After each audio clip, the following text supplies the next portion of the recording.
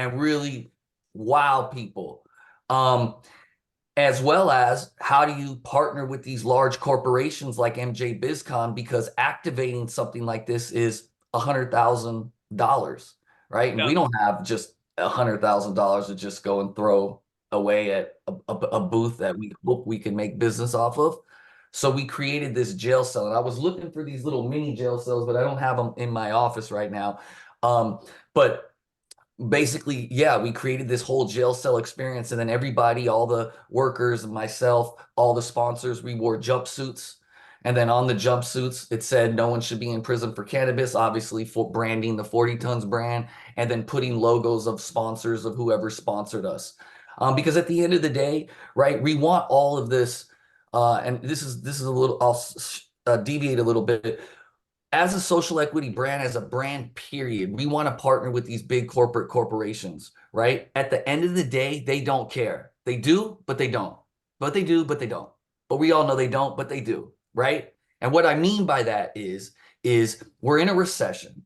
We're coming out of a pandemic. We're in an industry that's squeezed. The first part of any budget that gets cut is what? Charitable contributions or marketing or helping other folks. So we have to know and understand that when we go and we ask for this money, that we need to be fiduciaries to that money, and then provide an experience that if they were to pay for it on their own, they would have had to pay 2, 3, 4, 5x for that experience. And so that's why we created this prison cell booth, so that we could, number one, remind everybody that while we're having fun and everything's cool, it ain't sweet for most of us. And most of the people that are on this call, that look with folks that look like you guys, it ain't sweet. While people like me are making, people that look like me are making generational wealth, there's people that are being generationally displaced. Right. And so this structure reminds everybody of that. And in a way where it's not, you know, being pro something at the expense of being anti something either, right? It's letting them know that, hey, this is what's up. It's in your face, but it's also like you have an opportunity to do something about it. Partner with us, because we're connected to all these great corporate companies and partnerships, and your M4MMs and your Gia Morans and your Ascend Wellnesses. Big shout out Danielle Drummond on the call, who supported us in our Chicago conference with Claire. Gia, who supports L'Oreal at the Benzingas. And so we partner with all these groups so that now we can have a Voltron, so to speak. Hey, Mrs. Corporate Company, partner with us. Oh, and Yeah. by the way, not only will we sell your products and all that, but we'll do some social good too. And so Absolutely. that's what that structure was meant to do. And it's absolutely fantastic. Anthony is going to put in chat his website that has pictures of it. He'll put all ways that you can get in contact with him. Anthony, in 1 minute or less, can you drop some words of wisdom for brands that are on this call right now, that are on in our at our summit, who are literally, I'm just going to keep it real, struggling to not only get on shelf, but to see the actual pull through of and the support of seeing their products being purchased in dispensaries, and be it if it's a multi-state operator or maybe a small, just a one shot dispensary that's in my local area that I wanna work with. I know you mentioned Michigan, but can you in 1 minute or less give them some encouragement or words of wisdom to focus on things that can maybe make a difference? Yes. Remember, 100% of nothing, 1% of something is better than 100% of nothing. Don't worry about getting into so many stores all at once. We learned that the hard way, because the number one thing that you're going to have to do after you already deal with the craziness of supply chain and getting your package product ready to go is retail support. Yeah. So what I would say is focus on one store, literally focus on one store and sell out. Sell out in 1 to 2 weeks so that you get the re-up. Go and show face. Do your patient appreciation days. Come and do your social media. Talk to the bud tenders about what's going on. And so what I would say is what we've learned is that we would rather be in a smaller amount of stores, but continuously selling out, than worrying about being in so many, because we Yeah. can't afford it. And I'm assuming most folks on this call can't afford to give out $1,000 to $2,000 worth of free things per store. So in perpetuity at 50 stores, that's 50 grand worth of free product. So why try to get into 50 stores? Get into one store and go hard with that one store. And it's showing and working wonders for us now, because now we have a relationship with these bud tenders. And then, reach out to me offline, because once you even make that relationship, what can you do after that with like email sequences and social media updates and all those types of things, so that you could stay in front of these people digitally? Yeah. And that goes for, man, Anthony, you dropped a gem. That was perfect, because Anthony Diaz, not Anthony, but Michael Diaz out of Colorado, his questions prior to Gia was, I'm trying to get into a dispensary as a delivery service, right? Like, and sometimes it's just one or two.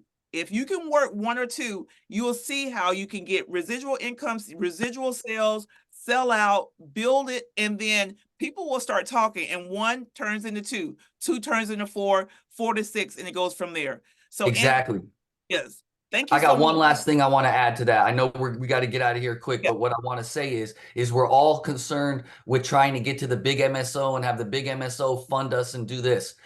Remember, for those of you that have been in entertainment, when you can sell 10,000 records out the trunk of your car, you could go to Universal and get the $1 million deal. You can't go to the Universal $1 million deal and you ain't sold nothing. So go and try to get into 1 or 2 stores, do what you got to do there, and then show a proven track record. And then now you're going to get what you're going to get, what you were seeking, because you now have a track record. Yes, it's small, but it's a track record. I sold 50 units in 12 days. Great. That's not a lot in terms of total revenue, but it shows that you sold out in those 12 days. And here's your little mini business plan of what you did. Now you could take that to the MSO and be like, okay, put the gas on me. Right.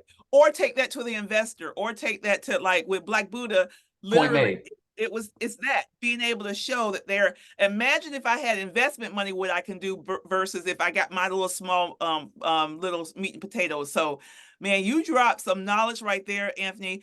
Thank you, brother, for being such a supporter, a friend, a community partner. We appreciate you. Please tell Corvain and Lorianne that we love them and I said hi. And just everybody clap it up for Anthony and 40 tons. Give them a little love, a little clap, and then make sure. Love. Thank you, everybody. Much love, and much respect. Yep, and make sure. Roz, I dropped a photo of myself and Corvain and another, I think that was Kitty Weedy, during an event in front of the 40 Tons brand. So something for everyone to look at.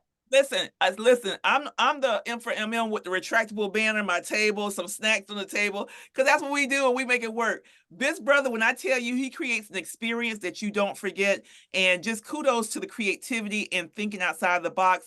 And it wasn't cheesy, and it wasn't obnoxious and gratuitous. It was thoughtful, it was creative, and it gave people an opportunity to just like actualize why are we not creating opportunities for these? Like, why are we not freeing this plant and freeing people? Imagine if you sat in this cell. So, Anthony, I love you, brother. I thank you so much for everything.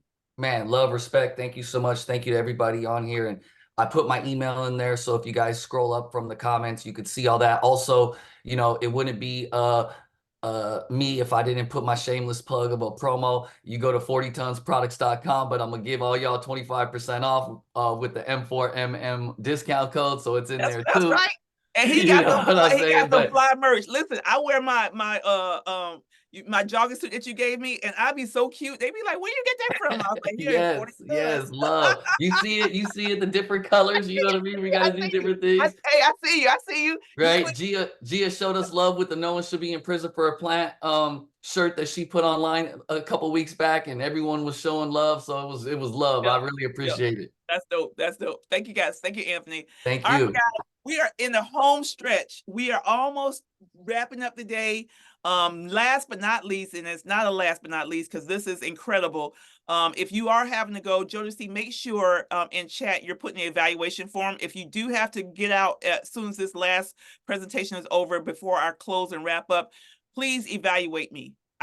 Listen, tell me what I did great. If I need to do something better, I need your feedback. It's important because I don't do this. We don't create this space just to be like, look at Roz and look what she did. No, if I'm not making an impact and making a difference in your life, then I don't need to be doing it. So please make sure that you fill out the evaluation form. It's very quick. Tell me, just give me your thoughts. Be clear on that. As we go into this presentation, if it were not for folks that are on the inside of these cannabis companies who are charging and who are excited about DEI, who are excited about equity, who have the ear of the CEO, who have the ear of, of the vice president, the senior vice president, they're here being able to talk to us about what's going on within corporate cannabis, how to position yourself, what to think about, and how to make sure that you take the opportunities that are afforded and you make the most of them. So without further ado, I want to first, ladies first, Danielle, can you please introduce yourself to everyone? Tell them who you are, where you're located, who you work for, and then again, your position with that company. Absolutely. First and foremost, thank you so much, Roz. Really appreciate the opportunity to be here. Anthony, so much love to you. Thank you so much for the shout out. You're amazing. L'Oreal, I see you, sis. Amazing work that you all do. I hopped on when Gia and just before that, John were speaking. You all did amazing, dropped so many amazing gems. So just really happy to be here amongst such great company. My name is Danielle Drummond, and I am the Vice President of Social Equity for Ascend Wellness. Ascend is a multi-state operator, and they have dispensaries and cultivation facilities along the East Coast, Massachusetts, New Jersey, Pennsylvania, Maryland, Illinois, Michigan, Ohio. So I run our social equity work across those states. I have Claire Warren, who also works in my department, my manager of equity programs, who's absolutely amazing. And so we are a small but mighty team doing this work across there. I am located in Boston, Massachusetts, born and raised, and still where I reside to this day. You wouldn't know that because I get out to the different states so often that people often think I am from there and are surprised to learn that no, in fact, I live in Boston. I am just in your state all the time. So really thank you again, Roz, for this time and looking forward to having a conversation. Oh man, listen, whenever I call this sister right here, she'd be like, I got you, what time I need to be there. And I love it. I love her. I am so appreciative. And last but not least, this gentleman who is new to the state of Florida, comes from Chicago, comes from a huge background outside of cannabis, that has just been a trusted connection in this industry. And I just can't, I'm not going to say anything more because I want him to introduce himself, but I just want him to know how much I've appreciated the relationship that we've built over the last 6, 7, 8 months, and just how fondly I think of you. And without further ado, Mr. Torrin Lyons, please introduce yourself.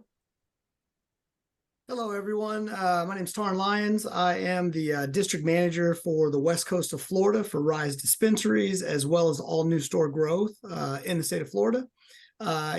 Just a little bit about myself. I come with 35 years of retail experience. I was an executive at Nordstrom for over 20 years. I got into the industry about 5 years ago, and can't be happier to be part of this industry. I want to thank Roz for the invitation. I was with Danielle a few months ago, or last year, or end of last year as well. And we are passionate about our people and about bringing people along. But I think after 35 years, in retail, we'll say in business. A lot of this has to do with just honesty. I think we have to continue to be honest with each other. Yes. I want to give a shout out to Anthony. Anthony, guys, I haven't met Anthony yet, but I'm impressed. And Anthony was dropping dimes, full on dropping dimes. And, I had to write it down. 1% of something is better than 100% of nothing. That's fantastic. Because I was reading a book, a couple days ago, and it was talking about, this is very interesting. And I'm sorry, Roz, I'm going to go a little bit to the right. But I think this is important. And, one of the things that we do as a people, I was one, my parents were some, it's very important to keep up with the Joneses. And, at the end of the day, a lot of us make a lot of money. and we put a lot of that money in places that we probably shouldn't put the money in. Ultimately what we have to do is we have to be able to, take that money, put that money away, save that money, so on and so forth, and use it for good, help organizations like 40 Tons, help some of these businesses that are on this call, and businesses that Roz works with. And it's very impactful to me personally, because I've had the Benz, I've had the BMW, I had the Range, I had all that stuff, and now I drive a VW Jetta, because at the end of the day, guess what? It's paid for. I ain't got no car payment, and it doesn't matter. It doesn't matter. And so I think it's interesting to me the older I get. I'm not in the 50 club. I'll be in the 50 club in a few months.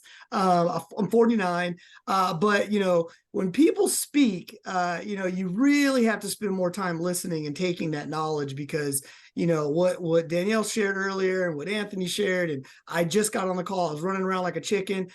Happy Mother's Day to all the ladies that are on the call right now. It's tomorrow.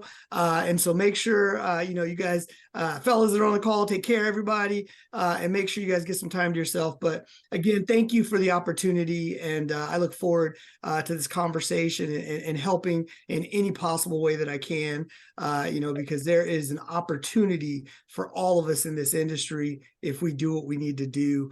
Don't get discouraged and just stick with it. Yeah, absolutely. So what I want to do is set the stage, because it's just, you two are it's just critical, this conversation, and being respectful, knowing that you work within the corporation, and anything that's asked, if you feel like, hey, I don't want to go on the record on that or whatever, feel free to refrain from, because what I will not do, and what no one will do, a part of my organization and on a call or whatever, is jeopardize your position within your organizations. We need you to be as candid as you can, but also respectful for the companies that you work for, because you work for them. That's your livelihood. That's how you take care of your family. And we need you. Because if your insight and even your fighting for what we're looking for, if you're not there doing that, we're not going to be able to do what we're talking about, which is supplier diversity, creating a space for suppliers to be diverse suppliers to be able to contract and work with these different cannabis companies. So I want to preface that first. If you have a question for Torin and for Danielle, please put it in chat so that CJ can pull them up. And then after we're done, be able to ask that question and allow them to respond to that question. Okay. All right. So we'll get going. Did I lose Torin? Oh, hold on 1 second. Hold on. We might have lost him for a second. Let me make sure. Did we lose you, Torin? Nope, he's here. I'm here. Okay. All right. Good. So the first kind of conversation I want to go to, kind of start setting the tone and the foundation internally. From your perspective, Danielle and Torin, with this kind of nationwide attack on DEI and things of that nature, how often how are the commitments that you're seeing, the conversation that you're having from senior executives, CEOs or whatever about DEI, is it real? Let's just do you feel like it's real? And how often are those conversations happening when it comes across your desk? And Danielle, if you want to go first, because that is your position, but because I think a lot of people want to know, is that real? Do they really want to figure out where the fit is, right? Right, absolutely. Great question, Roz. And I think, right now I was very intentional at this point in my career.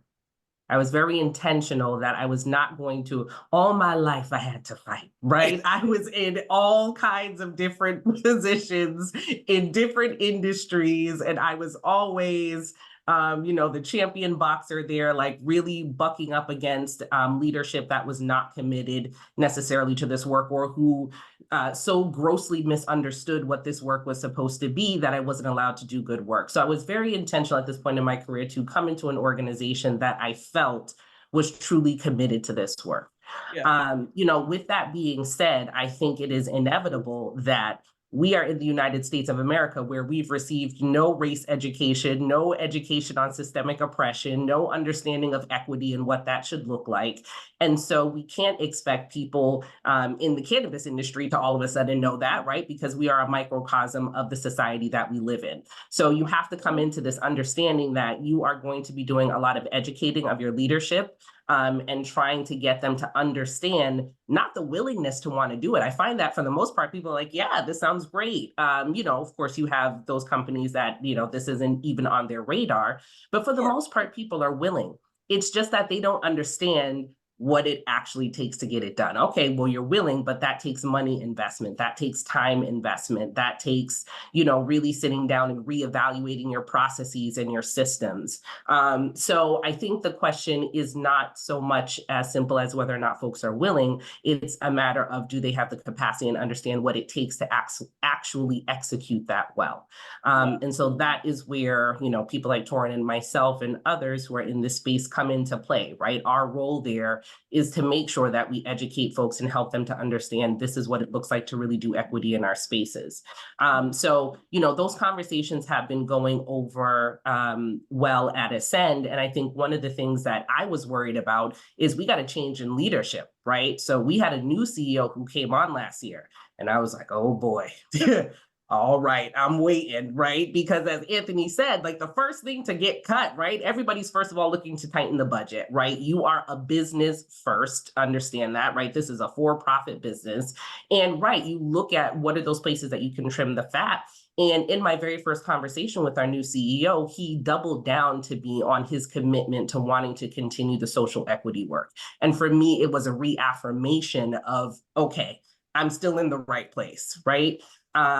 So, it's a matter of then creating the small steps together that help you to get to the identified goals, right? Where do you want to be in terms of your diversity of your staff? Where do you want to be in terms of the culture of your space? And I have seen the CEO really go out of his way to start to collect that information, survey information, gathering large groups together to really think through, how can we make changes? So, for me, it's always, okay, the willingness is there. Okay, they've allowed me to kind of do what I want to do. Oh, and there's little incremental steps.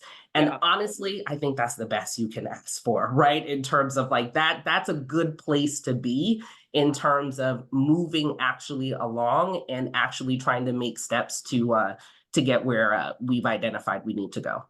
No, I love it. I love it. Torin, same question in regards to, within your own organization. And as a reminder, every corporation works and functions differently and has different priorities. They have different metrics they have to meet in regards to the bottom line. And as much as you can share from your expertise and from the relationships that you have that you formed with the work you're doing at GTI and Rise Dispensary, how often is that conversation about equity and, and what does that look like? And are we doing it? And, from your perspective? Yeah, I'll say, and like Ross said earlier, I'm coming. I do work for GTI. I do work for Rise Dispensaries, but this is coming from my own personal, feelings about everything. And I have to be honest with you, I can't. There's not a lot of negatives I can say about Rise. I was. When I came into this industry, it was kind of one of those things where, we talk about, you interview them and they interview you. It was really more of a partnership because GTI was the second large MSO that I worked for. And so I spent a little bit of time at Curaleaf, a couple years, figured out that's not where I wanted to be, and then kind of went through the process of interviewing a lot of these other MSOs and really seeing where I would fit best. And, one of the biggest questions I asked was, if I need to do something with my experience, I need to be able to make those decisions. I'm going to run the business like it's my own business, and I need to be able to work for someone that's going to support that. And so I was very honest with that from the very beginning. I also was very honest about I need honest and transparent feedback all day, every day. I'm not one of these people. I've been around long enough where I don't want to hear about what I'm doing wrong in my review. If I do something wrong, or if I step right or step left, I need you to tell me immediately because I've got thick skin and I want to be the best. And so we were able to figure that out, and we were able to do that from the beginning. And so for me, I have nothing but respect for our CEO, our president. I have a personal relationship with both of them. And so, from my purview, we have the ability to do whatever's necessary, but a lot of this has to be driven by the teams and the boots on the ground.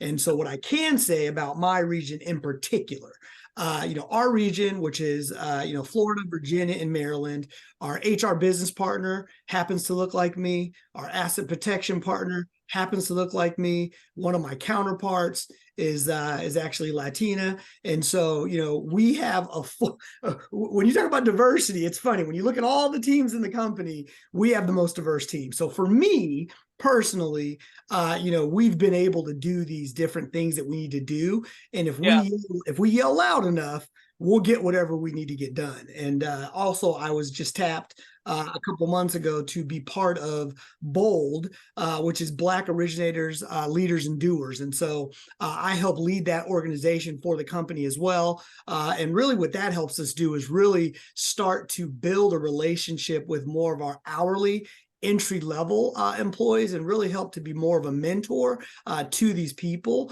As you know, or most of you guys probably know, a lot of our younger generation is not used to constructive criticism, is not used to coaching, is not used to a lot of these different things. And so, this organization allows me to be very honest with people and let them know that, things don't happen overnight. But if you work hard, if you do well, if you're able to take constructive criticism and you get better, the sky's the limit. And for me personally, I have the ability to build. The growth of the company is in Florida. And so we've opened over the last 12 months, we've opened 9 stores. We're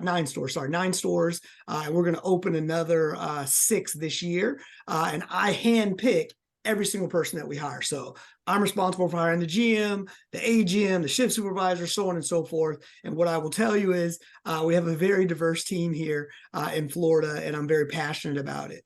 And so that would be my answer on that one. Oh, and so when we think about, the theme, the thread that weaves it all together is that when you're having individuals that are in place that this is important, they can help lead the charge to bring it up to a point where senior executives who don't have our lived experience and don't realize how important it is, they can get that perspective from the internal folks that are like, we need to put this as a priority. Let me show you how we can do this.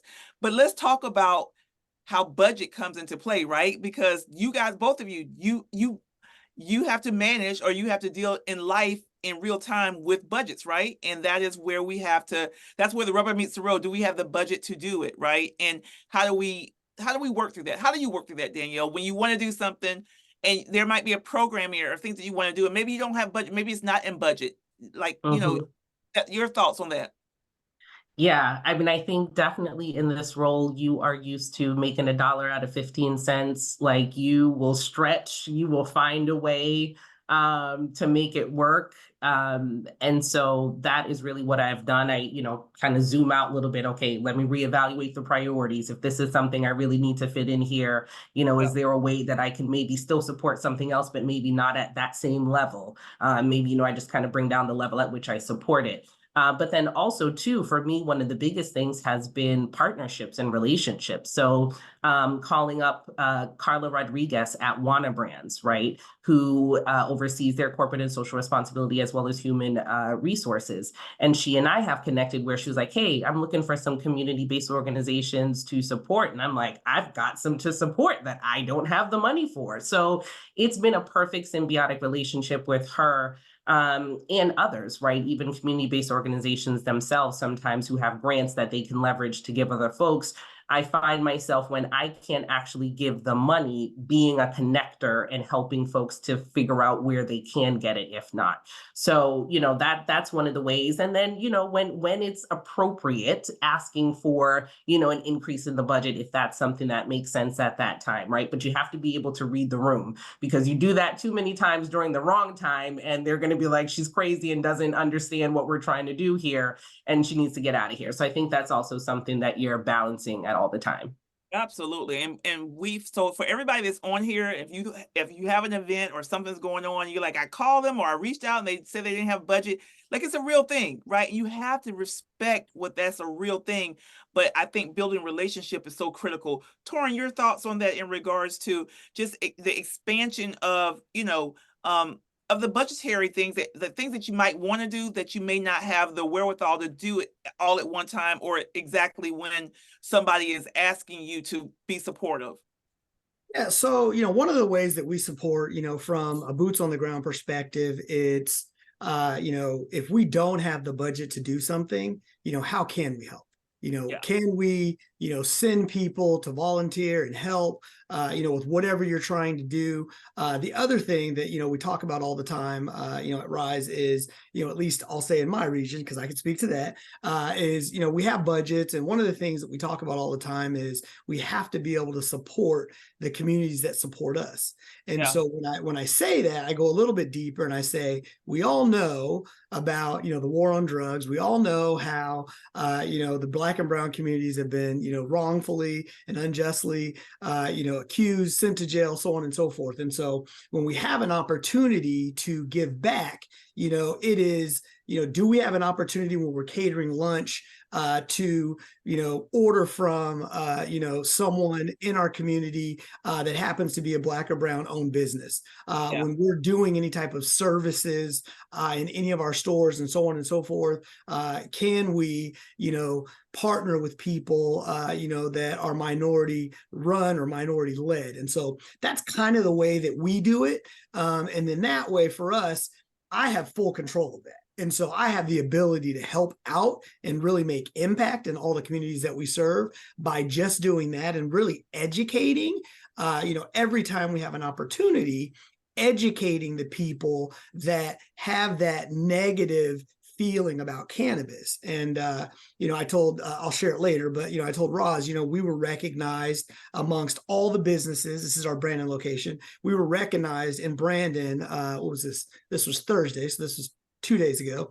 We were recognized for best medium-sized business in the city of Brandon, Florida. And so when you look at that and you kind of, pull the view out, we were up against all different types of businesses. This was not a cannabis award. This was not a hemp award. This was the best business, medium-sized business in the Brandon area. And so, one of the things that, I expect and I hold people accountable to, there's a lot of businesses out there that talk about, service.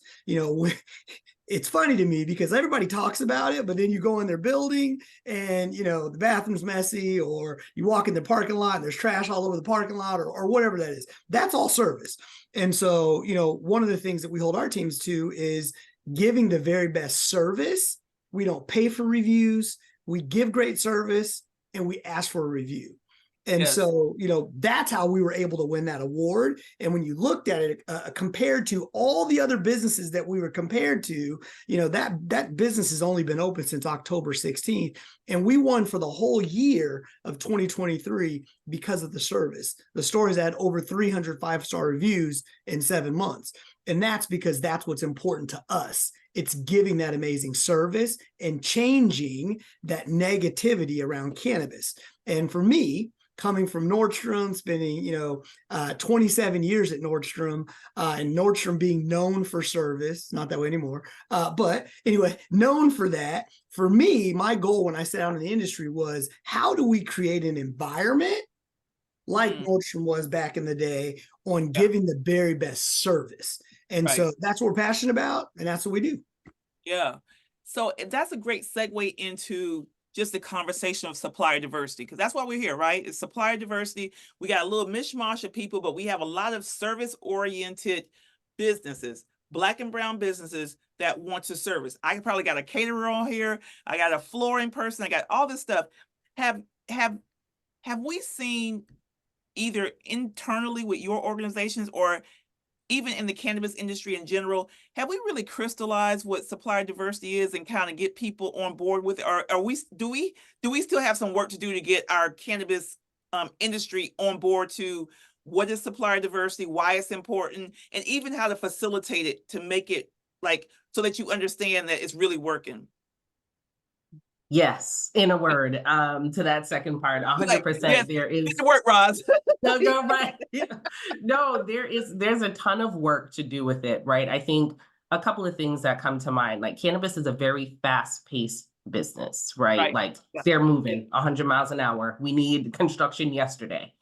it is also one of the most referral heavy industries I have ever come across, right? Like everybody who works here has been referred by somebody else who is in the industry. When the majority of the industry who owns and who operates the dispensaries are white, what does that mean when it comes to the referrals, when we know that people mostly hang out within their, you know, their racial groups? Right. So I think that's one of, you know, the issues that you have there, is that it's difficult to be able to break into that network, right? But that's where building those relationships with folks like myself and Torin come into play, but building relationships overall. Roz, one of the things I heard you say earlier was, you know, when you're going to these conferences, et cetera, I'll tell you, as somebody who walks around with the different executives, et cetera, they're being pitched at all day, every 2 seconds. I don't want somebody else selling me anything to come up to me and to have a conversation. It's really about building literally a relationship with that person, sitting down over lunch, right? Like going, if there's a lunch space, sitting down and like striking up conversation with people, going to those networking events afterwards, right? And sitting down and chatting with folks, and folks start to get to know you. Hey, I kind of like you. Hey, I've enjoyed our conversation. Oh yeah, by the way, this is what I do in the industry, inevitably is going to come up. Right. And now it's not like you've been walking around pitching people all day, but you've been walking around building really cool relationships. Right. And so for me, I think that that's one of the most important things and like techniques for folks when trying to get into these spaces. Yeah. Yeah. And building the relationship doesn't always have to start at the very top. Right. It really, that's right. You want to get in. Torin, your thoughts on that, just in regards to the attitude about supplier diversity? I know we did a history. CJ did a great job and talked about the history of supplier diversity at the federal level. I think there's a gap of understanding how we can make that applicable or bring that full circle in the cannabis industry. Your thoughts? Yeah, I'm with Danielle. We still got a lot of work to do. But I think, you know, it's great that we're on this call, because I want everyone who's on this call to really hear us when we say this. Sometimes we only get one shot. And you know, no one likes to talk about perfection, but the reality is, if we want to be successful, we have to be perfect. Like, that's what it is. And I think one thing that, you know, we can help you with is, you know, does everybody have that 2-minute elevator speech? Like, do you have the ability to have just a open conversation about, you know, whatever you're doing, in a way that's not trying to, you know, the best salesman don't try to sell you stuff. Like, I don't know if you guys have ever heard that before, but that's the reality. Like, the best salespeople aren't trying to sell you anything. Like, you want to buy it from them because they're a nice person, they're honest, like all those other things. And it's like, oh, what do you do here? Oh, you do that. Oh, you know what? I actually know somebody that I can connect you with, and blah, blah, blah, blah. And so it's really building a reputation of, when you say you're going to deliver on something, deliver on it. When you say you're going to meet a timeline, meet the timeline. Like, it's a really simple thing. And I think, you know, Danielle knows this, you know, as they open stores with Ascend, and as we open stores, there's nothing like the cannabis industry, because we're not federally legal yet. We deal with some people that, you know, we probably wouldn't normally want to deal with. And, you know, more often than not, they miss deadlines. And so for me, if I'm one of these people that's a contractor or anything like that, like, it's low hanging fruit. Like, all you got to do is get that first deal. And guess what? You get in the door and you deliver what you say you're going to deliver. And guess what? The checks just keep coming. It just keeps coming over and over and over again. So, you know, yes, we do still have some work to do, but I think there's an opportunity for all of us just to deliver on what we say we're going to deliver on, and not always try to sell somebody something, really work on that connection. Yeah. I think the power of connection is everything. Danielle, do you have examples of folks that you've met that left an impression on you that you were like, I got to figure something out, because it just, you know, it just something resonated? And then maybe if you have an example of, and you don't have to say the name or whatever, but like, has there been something that someone's kind of brought something and that they weren't together? Like, what made you go, you got to go back to the drawing board again? Right. 100%. Yeah. So in terms of connections that you just feel like, man, I got to do something, I feel like that's every day in my life in cannabis. There's so many amazing people doing amazing things. How And do I'm you like, pick? no. How do you pick and choose, right? Yeah, I'm like, no, I have to help you. No, I have to help you. We have to help everyone. But I think that's a part of it, is that like you do get very deeply invested. And I think folks don't realize, like, yes, this is a job, but this is a job that I took because of my own personal connections to my community and to folks who have been incarcerated and to social justice and equity. I don't come from a corporate background, right? I come from a social justice and community organizing background. So for me, this is really all hard work. So I feel like I'm always in that space, Roz. I'm just like, man, I have to make something happen. In terms of other folks who, sometimes it's like, ooh, maybe this is not going to be a good connection. I say one of the biggest things is how they manage rejection, right? When you can't get them on, for a contract, when you can't sponsor that event. And folks who either snub you or give you a cold shoulder or who have a negative reaction or who are not gracious, definitely stick in your mind as well. Because, I've had some folks who in other spaces who I've given money to, we had this good relationship, and then they'll turn around and say really crazy things. And I'm like, that's not the way this works, right? It's one thing to give good critical feedback, but you can't bash the same people who you are also asking to help you, right? It has to be a mutually respectful relationship. You cannot be the antagonist and the protagonist, guys. At the same time, right? And listen, this does not work. This is coming from a community organizer, right? So I'm telling you, when I was in a space of organizing, if I'm critiquing the city, you better believe I ain't taking no city grants. If I'm critiquing whatever organization, I'm staying firm on, I'm standing on business, I'm standing on my word. And I find that, a lot of times you have people who will say one thing and then, get really upset when you're not able to give them what they're looking for. So that I think is one of the biggest things. Just remain gracious in all things, right? And whether or not someone's able to help you, it's not typically a matter of that they don't want to. It's just a matter of they're not able to at that time. Yeah. Torrin, it was kind of similar question. Have you run across someone that just really, do you feel that way sometimes as well in your position as a district manager? Something is brought to you and you just want to do it, but you just you have checks and balances that you have as responsible for for your business. How do you deal with that? How do you and how do you give rejection or even give critiquing to say come here, bro, let me coach you a little bit? Yeah, so it's funny because it's every day. It really is. And I think I try to explain to people that there's a path to everything. And for me personally, I'm always looking 3, 4, 5, 6, 7, 8 steps ahead. And also, like Roz knows, I'll serve anybody up. If I feel like they're legit, I'll serve them up. But then they got to land the plane. All I can do is serve you up. All I can do is say, I think this person's great, so on and so forth. You need to look at this business. You need to do this. You need to do that. But what you do with the information or how you deal with it, that's on you. I can't make the deal for you. And I love this question because a lot of our, I'll speak more back to the younger people. A lot of our younger people don't like rejection and they don't understand it. And, coming from, a corporate America place where, I was denied, I don't know, a dozen store manager jobs. And that didn't make me stop going for store manager jobs. I still was able to have 5, I think I was a store manager of 6 different locations. And so I still had the opportunity, but how I dealt with that rejection was I knew early on, that's where they're really judging me. How is this guy going to take this rejection? And so, yeah, I deal with it all the time. So much, Roz, that I can't even tell you how many times. But what I can say is, stick with it.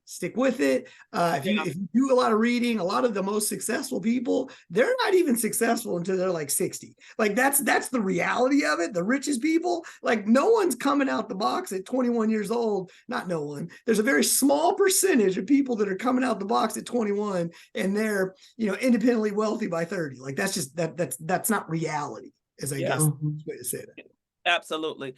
As we start to wrap up, and so grateful for you spending time with us, and is there, from a mentorship perspective, Danielle, what do you do? Like, you have this spirit about you, and you as well as Torin as well.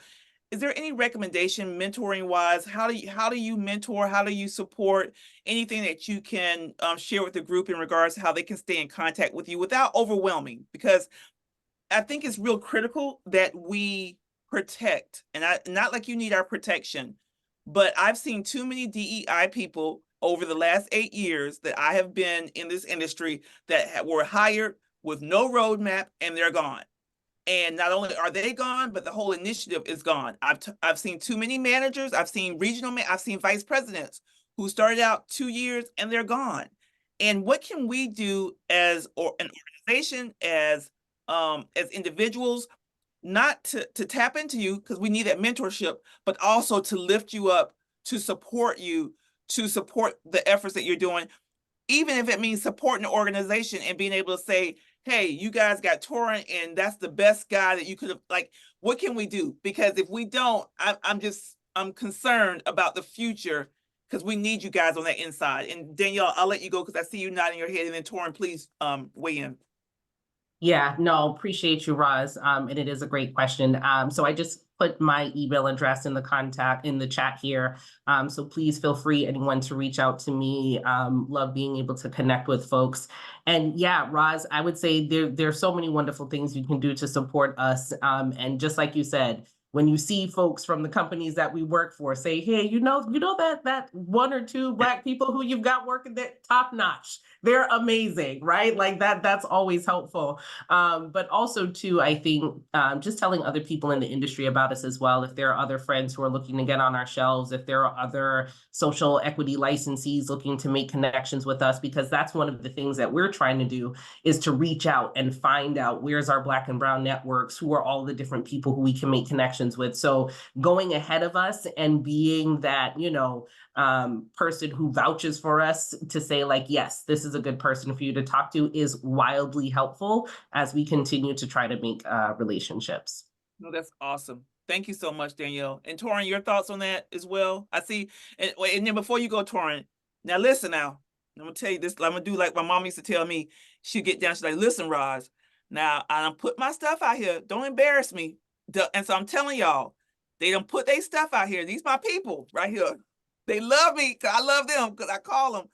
If you email them and if you reach out to them, what did we tell you? Be prepared, be short, be brief, be strong, have your presentation. If you haven't asked, don't ask for 50,000 things. One thing.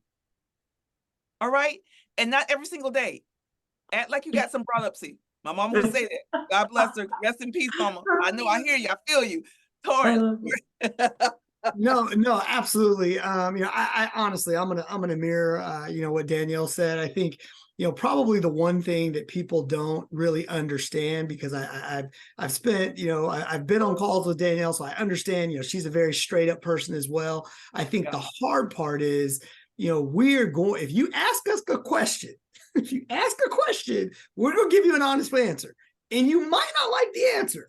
And so I think probably the best way you can support us is if you ask a question, or if you need help, understand that we truly care about you. We truly care about, our communities. We truly care about the Black and brown communities, as well as everyone, in this industry. But we're going to be honest. And I think, for me, like, please, if you're getting ready to start a dispensary, if you have a license or whatever it happens to be, like, please, like, I will take the time to walk you through some of those obstacles that you're absolutely going to run into, and try to help you, save you some heartache, save you some money, and so on and so forth. Because I've had a lot. And luckily, I work for an organization that, has the funds to, like, go through all those different things. But a lot of us, as we start to open these businesses, we can only have a couple mistakes and we'll be out of business. And so, I would just say that, like, please reach out if you have questions, anything, inspections, anything like that. Like, please reach out and let's have a conversation, and we'll try to help you the best we can, because we are passionate about all now, if I get a feedback or somebody from M4MM or one of our suppliers, you have to be patient. You can't wait to the last minute. And also you have to be respectful and be, kind of pragmatic about, like, what can be given and what can be shared. I'm gonna tell you something. Sometimes you might not get all your questions, you may not get everything, but if you could have one little aha that helps you remember what I said, the little seeds, right? You may not close a contract and get the agreement or get the support or get the partnership, but if you can learn a little something that helps you to continue down the road, that's closing. And listen, closing is for coffee, honey. ABC, always be closing. The little C's are just as important as the big C's, and work your way to the big C and build a relationship, because that's what's going to last you for the long haul, right? All right, so I got a couple questions. I think I got Jeff Booker. You got a question, my love? I do. More of a testimonial for Danielle, if you allow me, because it's important. And I put this in the chat, but I'm going to say it verbally. Danielle was a fierce advocate on behalf of Canna Coverage inside of Ascend, for us to be able to work with them on some insurance things, and there was an RFP process, and Danielle fought for us, internally. I know she did. And while we were not successful winning the business, we felt as though we were treated fairly. We felt as though that we had laid the groundwork for a future opportunity. And in fact, I think Danielle said that it was a matter of timing, and it wasn't our time. But they very much appreciated meeting us, and they're looking forward for a way to work with us in the future. But like Danielle said, we wanted to make sure that we took the L with grace, right? And respectfully. And I think that we did that. And I'll let Danielle talk about it. But we appreciated the process. It was great to be in the final 2 or 3 there and have a real shot at that. And hopefully there'll be another opportunity for us. So Danielle walked the talk. She did. So I wanted to say that. Thank you, Jeff. Jeff. I can't say how much I appreciate you, not only for that shout out, which was incredibly kind, thank you, but for you during that process as well, right? Once again, a complete, just such an easy process, such great, easy in the sense of people to work with, right? And so gracious before, during, and afterwards, and came down to the last 2. This is one of those situations where you sent your people out and they did you proud, like absolutely incredible, amazing, and really just came down to something that was not even within their control for them to go with someone else. But once again, just a great example of what it can be like to go through a process, be disappointed at the outcome, but still have a solid relationship that you can move forward with. And listen, let me tell you something. Going through a process and rejection does not mean denial. A dream deferred is not a dream denied, right? And that means that sometimes you have to go through these processes to perfect your presentation and perfect, rejection. It perfects who you are. It helps you to realize, okay, maybe that didn't happen. Let me do this. Sometimes it makes you go deep to find another opportunity that you weren't even thinking about. And because of the rejection, it then made you go deeper. And now you have something that is totally different, totally separate. And Jeff, thank you for sharing that. And I just appreciate that so much. So you got to go through the process, guys. And whatever happens on the other side, glory to God, God bless. If it's meant for you to happen, it'll happen. But the work never stops, right? So thank you, Jeff, for sharing that.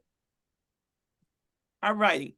Any other questions, CJ, that we have from anyone on your side? Didn't see any questions in the chat. Okay. Any other questions? So Torrin and Danielle, thank you so much. Yes, Torrin, go. I got one for you. So I'm going to go ahead. I have to do a shameless plug. So, I was talking to Roz about this a couple days ago. I've got 3 general manager jobs open right now. 3. Brand new stores. If you have experience in leadership and you want to be a part of something special, another shameless plug, this is factual, one of the only cannabis companies that pays our taxes. We paid $100 million in taxes last year. Okay, $100 million. We are financially stable. We talk about compensation. We are also one of the only ones that actually give stock to our leaders. So as AGMs, as GMs, we also give bonuses that we actually pay out, unlike some of our friends. If you're looking for, an opportunity in cannabis, if you want to eventually start your own business, so on and so forth, but you have that skill set to run a business and lead with a servant mindset, hey, I've got jobs, a lot of jobs. Go to gtigrows.com and take a look and find me on LinkedIn, because I'm looking to link arms with people, that want to be part of this industry. And I will say, compensation wise, there's opportunity to do well, is what I'll say. Let me tell you something. It's nothing like being a servant. Don't go in there and be like trying to tell Torin what to do and how to do it. He knows how he wants his stores. I've been in his stores. They are immaculate. Immaculate, immaculate. Service from the top to the bottom. I know why he got Business of the Year in Brandon after only being there for 5 months, because he just immaculate in regards to the service, the store, how it's ran, how it's organized, the whole 9 yards. That could be your pathway, guys. Maybe working in the industry and then figuring out where your fit or your business could be your pathway. And so I encourage you guys to tap into Torin and go first online to see. Don't email and be like, okay, because he's telling you, but it's in specific areas. But go see what's there. And if there is a fit, definitely apply. So Torin, I thank you so much. I know this is family day for you. Tell your lovely wife I said hi. Tell her thank you, I said, for letting me borrow you for about 45 minutes. I appreciate you. And we are going to do dinner very, very soon. And I love you so much. Thank you, brother, so much. Danielle, same thing. I appreciate you. I know it's Saturday, and for you to give me 45 minutes or so today, I appreciate you so much. And let's just keep things moving and keep things grooving and doing some great stuff together. 100%. Thank you so much, Roz. You're welcome. You're welcome. Thank you so much. Thank you, everyone. We appreciate you, Roz. Thank you. We love you. Thank you. Absolutely. Love you back. So guys, we are at the end of our day today. We've had people from 9 o'clock this morning, and it's 4 o'clock in the afternoon. That's dedication. That's commitment. I love you guys. I appreciate you so much. I want to prepare you for what we're going to do next, right? I need you to make sure you fill out that evaluation form. Jodeci, put it back into chat again, please. The evaluation form. I don't care. Tell me how I did. If I did great, tell me. If I need to improve in the area, tell me. If we need to give you more content that we didn't give you, let us know, right? Next, I need you to go to M4MMUnited.org. If you're not a member, we have a free membership. We got some paid ones, and if that's where you want to fit in, I ain't going to deny the money, because I need it to do the work that we're doing. But you don't have to have money to be a part of this organization. You can have our freemium to be connected. We have a membership meeting every second Tuesday of the month. We highlight businesses, Black owned, white, it doesn't matter. We bring experts to the table. We do this because we love it. I want to shout out all the M4MM folks that are here today. You could be anywhere else. And for you to be here, for us celebrating our 8-year anniversary yesterday, 8 years.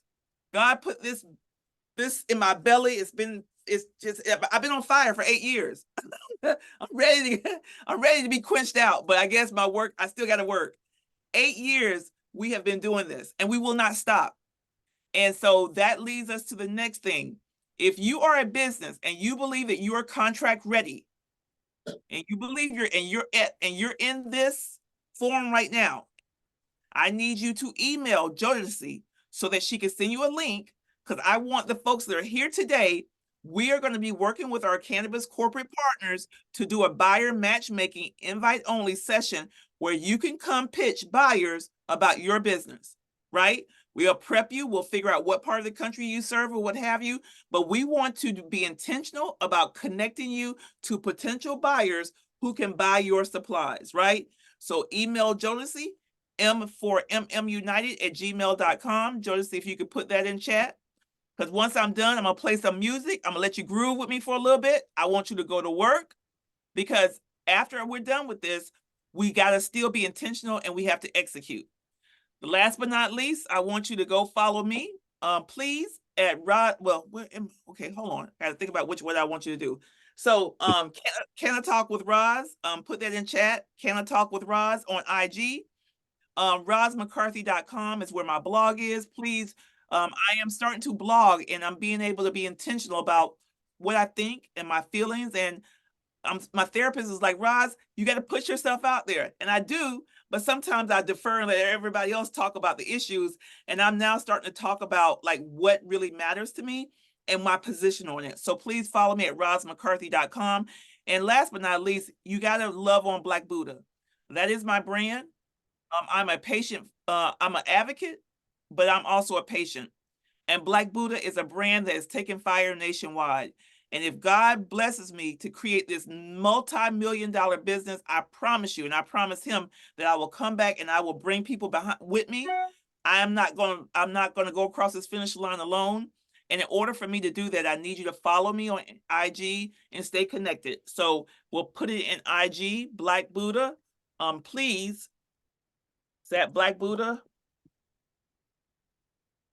Cannabis. You gotta type all 3 words in because they shadow ban me, and I just be like, all right, IG. But follow me from there. Hold on one second. I got Anthony, I got you in here. All right. So I want you guys to go to work. Do not get off on here unless you do your assignment. And we're gonna have us a good time while you do your assignment. So y'all go to work. Let's get the evaluation forms done. Wait, hold on. Before I do that, wait, hold on one second. I gotta stop for a second. I gotta acknowledge some people here. Hold on. CJ and Jodeci, thank you. That's all I gotta say. Just thank you so much. You did a great job. Thank you for your love. Thank you for your intentions. Thank you for just being passionate about what we're doing. And you go above and beyond what I could ever ask for. And I just want you to know how much I appreciate you. And so Eric Range, God bless my brother. He's over in Honduras or somewhere. He normally does the last word. Once I'm done talking, he'll leave us with something just to make us think and to stay focused on. So since Eric is not here, CJ, I'm gonna let you have the last word. And then we're gonna let everybody go to work and do what they gotta do. But give us the last word as we wrap up our 3rd annual Supplier Diversity Summit. Wow. What a day. Class has been in session.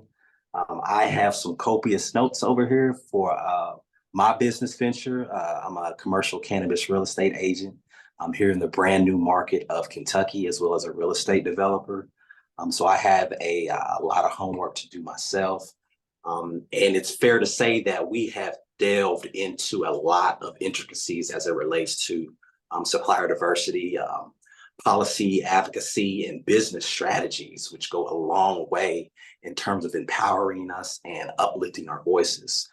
But as Roz stated, our work doesn't end here. So as we depart this summit, I would hope that each of us on this call were able to carry forward the lessons that we've learned, the connections that we've made, that are going to affect lasting change, not only in our community, but also within ourselves, which I think is of utmost importance. So I want to urge everyone to stay engaged, stay inspired, and stay committed to the principles of diversity, equity, and inclusion as we guide and finish and depart from this summit. So I just want to thank you all for this incredible journey that we took today. It was amazing. Our 3rd annual Supplier Diversity Summit. Look forward to our next summit. So let's continue to move forward with purpose, passion, and honesty. And as our last guest said, to remain gracious and to be the humble hustlers that we all are. So I just want to and let's continue to build together. As we said, to the future and the promise that it holds is what I always say. So let's go get it. Let's go get it. Passion, purpose. So listen, I want you guys to have a great weekend. Florida's about to go legal. God bless, hopefully willing. So I'm gonna let you ride out on a little bit of Florida style, DJ. So y'all do what you gotta do. Make sure you go follow evaluations, do all that stuff. And I'm gonna let you ride out Florida style. I love y'all. I love you so much. Thank you, Gia. Thank you, Danielle. Thank you, everybody. Nichelle, the whole Canna coverage, Canna's Capital. Love everybody. Y'all have a great day. Love you guys. Thank you. Bye, everyone. Thank you. Bye. Bye. Once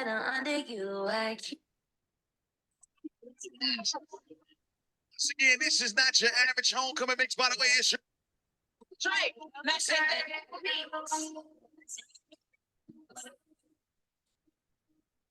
MC, make another hit. Sorry, a little typo at the end there. random chickens. Random chickens, go.